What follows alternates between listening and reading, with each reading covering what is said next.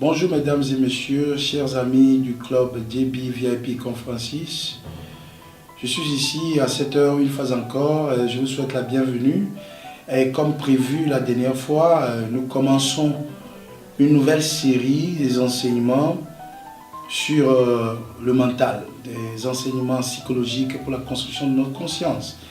Et aujourd'hui, nous démarrons avec le thème Découvrez les points faibles de votre mental. La première vidéo aujourd'hui nous révèle le premier point faible de notre mental, qui est l'identité médiocre.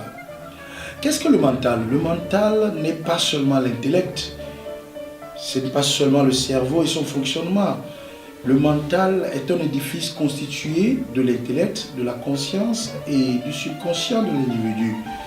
Autrement dit, c'est une structure interne construite de croyances, de convictions, de certitudes, des caractères, c'est-à-dire la force de l'âme ou l'édifice de l'âme qui guide et ordonne la pensée, les actes et les réactions de l'individu. C'est cela qu'on appelle un mental. C'est un ensemble de pensées qui constitue un patron, un schéma dans lequel l'individu fonctionne. Et c'est par ce schéma-là, ou comme on utilise des cartes lors des voyages, c'est ce schéma-là qui détermine comment l'individu fonctionne dans sa vie, comment l'individu réagit et perçoit sa vie et perçoit les situations face auxquelles il se trouve. Donc la qualité des éléments qui constituent le mental d'une personne détermine la force ou la faiblesse de cet individu. La qualité des éléments qui constituent le mental d'une personne détermine sa force ou sa faiblesse. Et cela détermine s'il est fort ou s'il peut avoir la pérennité dans ce qu'il fait, s'il peut résister. C'est la qualité de ces éléments qui détermine sa puissance et sa performance et aussi sa position dans la vie sociale. Deux individus peuvent courir ou concourir pour une seule chose, mais c'est celui qui a le mental plus fort qui l'atteindra, car il n'y a pas de hasard du tout. La qualité de l'individu détermine toujours sa position. Alors ici, le point faible de notre mental qui est très important, que nous devons décortiquer ici, c'est la médiocrité d'identité. C'est le fait de se voir manquant de quelque chose que les autres ont et que nous-mêmes nous n'avons pas. C'est une manière d'être insatisfait de sa personnalité, une manière de croire qu'on manque de fierté, une manière qui fait qu'on manque de fierté en soi. On se voit moindre par rapport aux autres et on a une appréciation très faible de soi. On ne sait pas, c'est une imagination, c'est une façon de croire, c'est une perception de soi, mais c'est une maladie de l'âme parce que tout individu qui ne s'apprécie pas, qui ne s'aime pas, qui ne se donne pas une valeur élevée, il est déjà malade. C'est cela ce que moi je peux appeler la malédiction. Parce que c'est lorsqu'on s'aime et on s'apprécie qu'on a la force.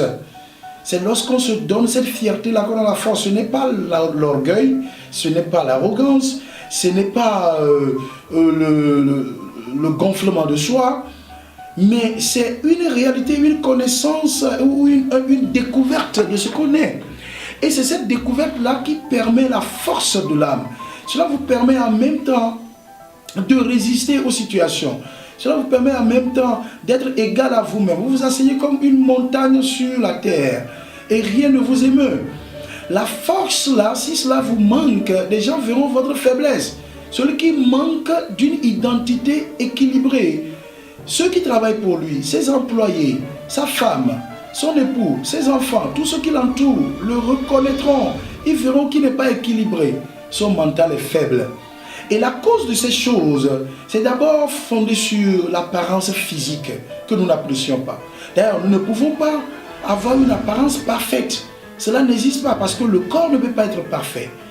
Alors c'est un leurre, c'est une tromperie de soi, de croire qu'on a besoin d'avoir une apparence d'Hercule, une apparence d'un donjon avant de s'apprécier. Tel que vous êtes en apparence physique, cela suffit largement pour que vous accomplissiez ce que vous voulez accomplir.